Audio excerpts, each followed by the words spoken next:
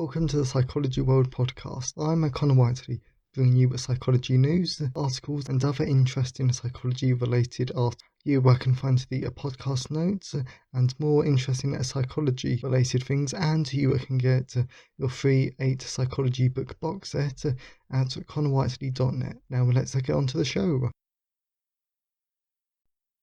Hi everyone, and welcome to episode 129 of the Psychology World podcast with me, Connor Whiteley. And today's episode is on the basics of occult psychology, and it is Friday the 14th of January 2022 as I record this. So today's episode is just absolutely brilliant. I absolutely love occult psychology.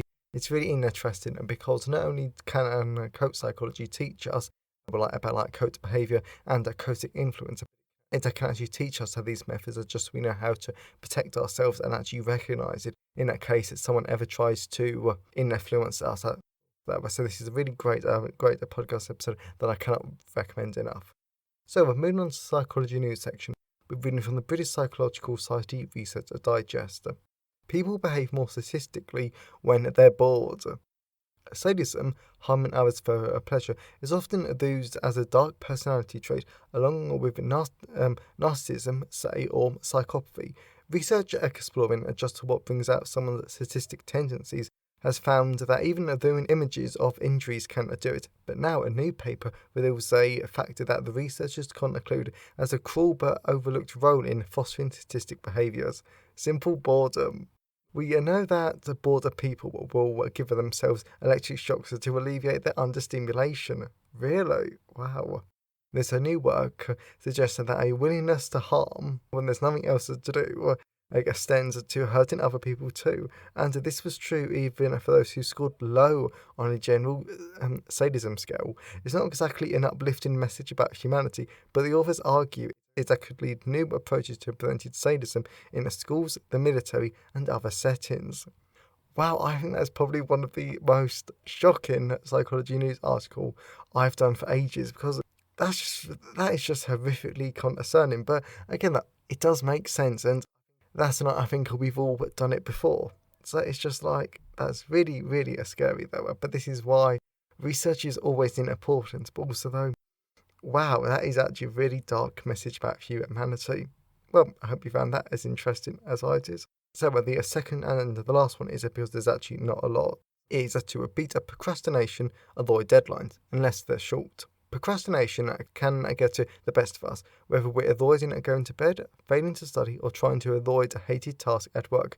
Sometimes it just feels easier to put off something than get it out of the way. For those waiting for chronic procrastinators to deliver, the dilemma is how best to encourage them to do so on time. A new study published in Economic Inquiry provides some suggestions. While shorter deadlines were, perhaps unsurprisingly, more likely to see results than longer deadlines, the most responses were delivered when there were no deadlines at all. So that's actually quite a nice contrast from the last one, because the last one was quite shocking, horrifying, and to be honest, quite utterly useless, at least to us everyday people. But then we can contrast this quite nicely with this one, procrastination. And if you go back to the early hundreds of the podcast episode, then there's a one about 3 tips to help procrastination with depression or something like that, and then you'll be able to apply that to yourself even if you don't have the depression. But that's actually quite a interesting point though about the deadlines and whether to actually give them to people or not, because I quite like self-imposed deadlines. You might not, but that's the great thing though about human behaviour, is that we're all different and that different things work for different people.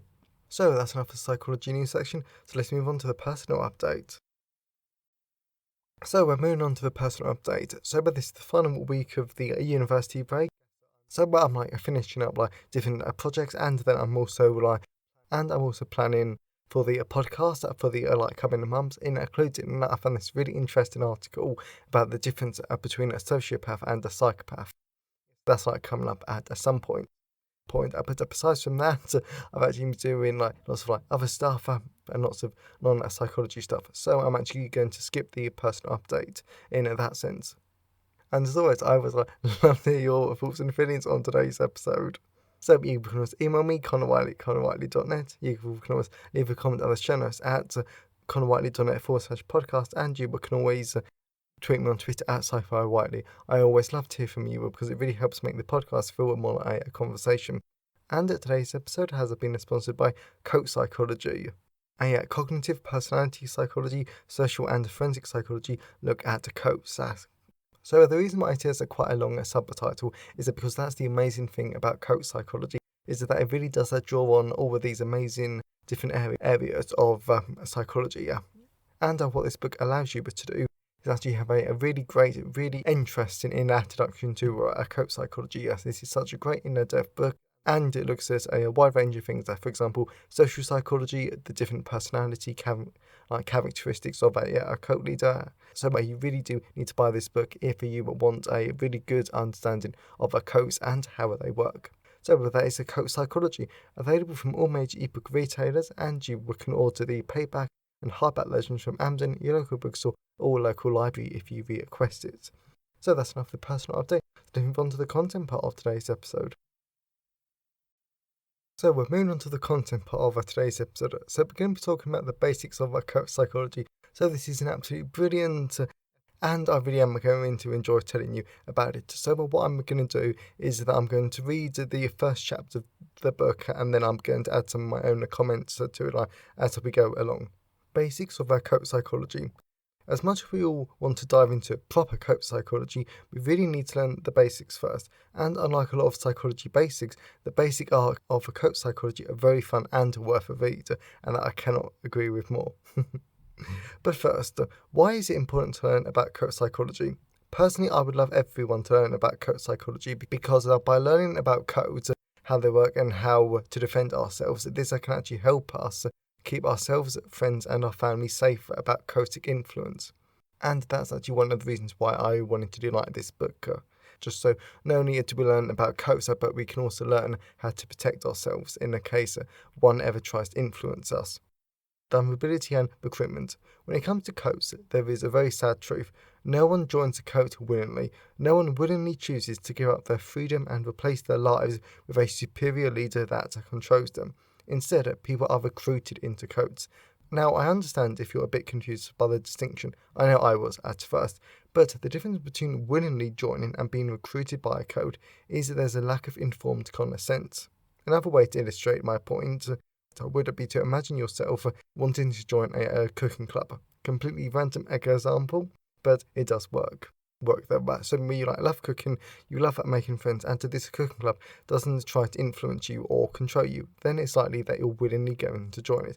However, if the cooking club tries to influence you, uses manipulation tactics, and starts brainwashing you, then you aren't going to willingly join them. Instead, you're being manipulated and recruited to join the cooking club.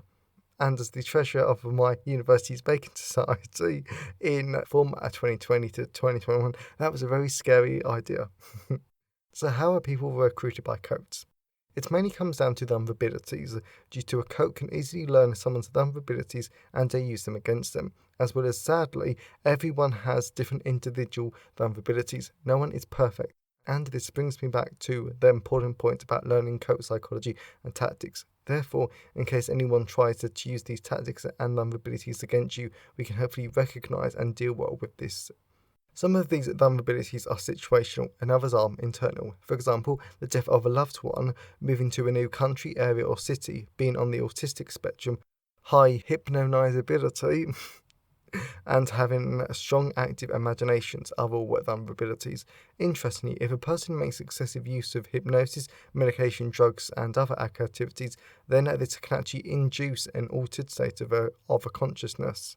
Overall, all these vulnerabilities increase a person's susceptibility to being recruited into a code, and sadly, chances are, if someone does have a lot of these vulnerabilities, then it is rather likely that they will be recruited into a code given the chance, unless the person has strong critical thinking, media literacy, and a good supportive social network around them to keep them grounded. In addition, what media literacy means is that it's a person's ability to critically analyse thinking and evaluate the source of the information, which apparently I do too much, at least according to the people around me. Example of media literacy. Personally, I'm not afraid of making myself sound like a snob. I'm a very normal person in real life. But this is why I only read or trust 2 or 3 media outlets in the UK, as well as I don't read the tabloids, and they're very manipulative, and I don't trust their reports, mainly because this one article in a British tabloid in 2021 was trying to get people shocked and horrified that a woman spent £6,000 a month on living bills. At first, I agreed that seems like a lot, and no one should spend that much money, surely. Then I evaluated what the tabloid was saying, and it mentioned that the women are paid so much a month for professional subscriptions, like psychologists, doctors, and lawyers have to. So my point is that the tabloid wanted to make people annoyed and shocked for no reason, because this woman was almost certainly a high-flying professional on at least £50,000 a year.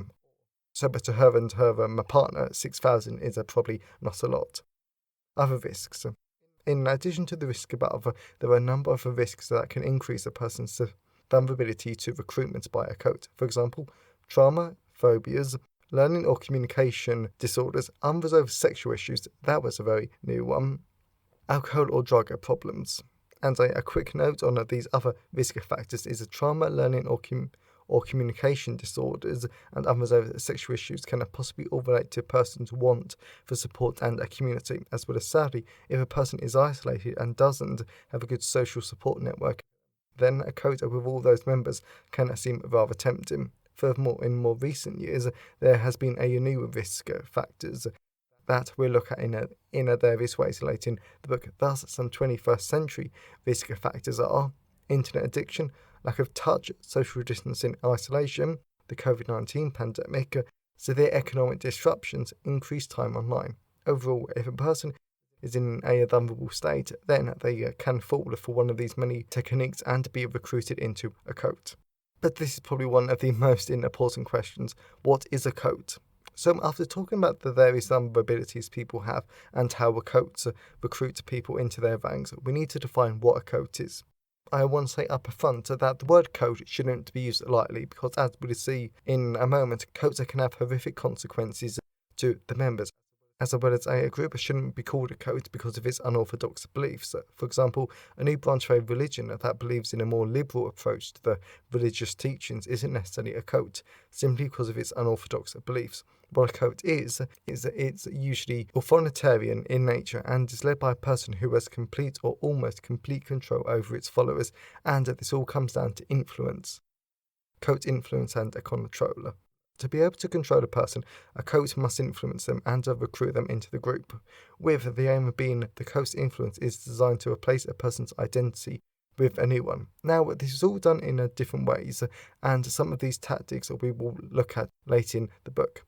However, each type of cult has different ways of acting and conducting themselves. Some types of cults are religious, political, large group awareness training, self-help, multi-level marketing, commercial, conspiracy theory, labour/sex trafficking, mini cult, family or one-on-one. Building upon this, different cults do things differently. For example, a political cult focuses on influencing people through political means and drawing on their political beliefs, whereas a self-help cult will draw on a person's desire for self-improvement and to better themselves. Moreover, one of the biggest problems with trying to recognise influence is that we're being influenced every single day, and we're used to it. And I talk more about persuasion and social influence in my social psychology book, but we're constantly being exposed to influence, and this can make it difficult to detect. And in case you don't believe me, here are some common examples of influences in everyday life. Psychotherapy, which of course we're all about on the podcast and in psychology in general, business, politics, religion, media, education, relationships, parenting. Nonetheless, I do need to say influence can be positive and helpful, as seen in psychotherapy, education, and parenting. But influence can be detrimental too. For example, in some parenting, relationships, and religious. So there is a lot more to that first chat, but because there are so many really great, really interesting basics to cult psychology, yes, I'm actually going to stop at the episode there. There though. So cult psychology is such a great, really interesting area to look at because there's so much to it, and it draws on so many great areas of psychology. And this book really does go into so much great depth that I cannot recommend it enough. So that's cult psychology, available in all the usual places. And if you know someone who would enjoy today's episode, then please share it with them. I'm always really grateful when you wonderful people help spread the word about the podcast. And I hope that you enjoyed it and that you learned something too. Have a great day, everyone, and I'll see you next time. Thanks for listening today. I hope you enjoyed it. If you want to see the show notes, then please go to connorwhiteley.net. And if you want a free 8-book psychology box set, then please go to connorwhiteley.net. Have a great day, and I'll see you next time.